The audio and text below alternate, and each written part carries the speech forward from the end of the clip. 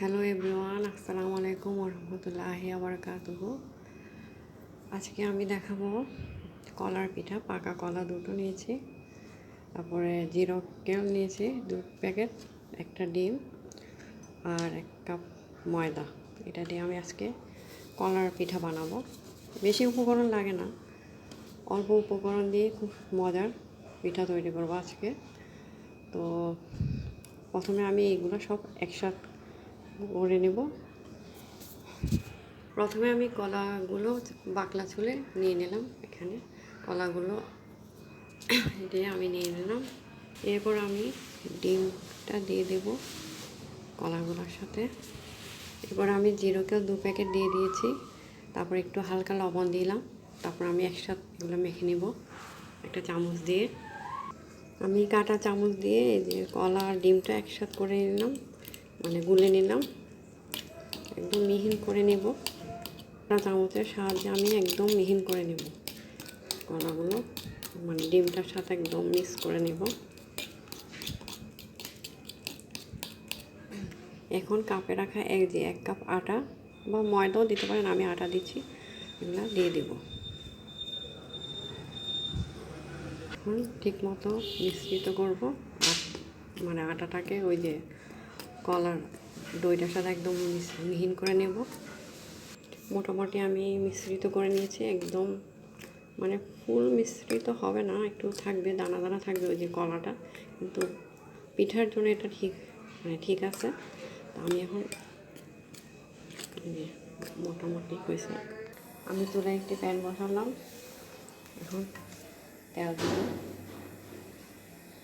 ভাজার জন্য পিঠাটা। প্যানটা দিব একটু গরম হওয়ার জন্য, একটু গরম হলে আমি পিঠাটা দিব। মোটামুটি গরম হয়েছে, এখন আমি দেবো একটা একটা করে। মোটামুটি আমি ভাজার জন্য দিয়ে দিলাম পিঠা ময়নটা। দেখেন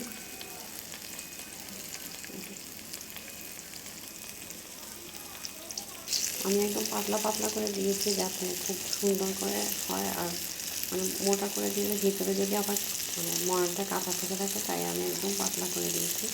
দেখেন একদম পাতলা। এখন আমি একটু উল্টিয়ে দেবো।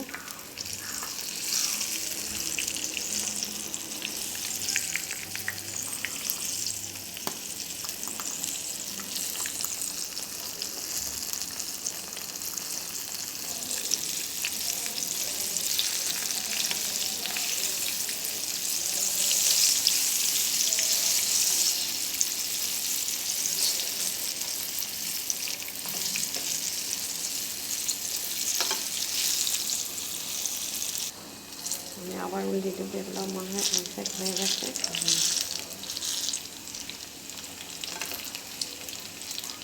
কালারটা মাশাআল্লাহ অনেক সুন্দর হয়েছে, দেখেন। আর একটু ভাজতে হবে, একদম কালারটা মাশাআল্লাহ একদম সেই হয়েছে, দেখেন মাশাআল্লাহ একদম অনেক সুন্দর হয়েছে কালার, পিঠার কালারটা।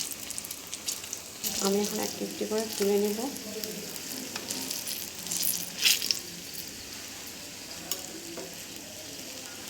বাকি ময়নগুলো ওইভাবে ভেজে নেব।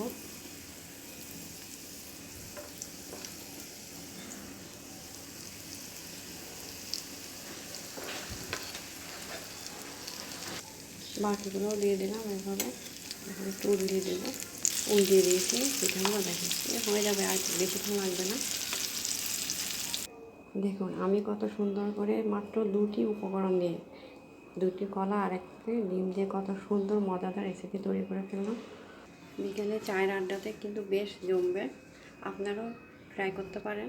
একদম অল্প সময়ে হয়ে যাবে রেসিপিটা, কলার পিঠা। আজকে এ পর্যন্তই, আবার দেখা হবে আমার ছোট রান্নাঘর থেকে। এই পর্যন্তই, সবাইকে ধন্যবাদ, অসংখ্য ধন্যবাদ। আসসালামু আলাইকুম রহমতুল্লাহি ওয়া বারাকাতুহু।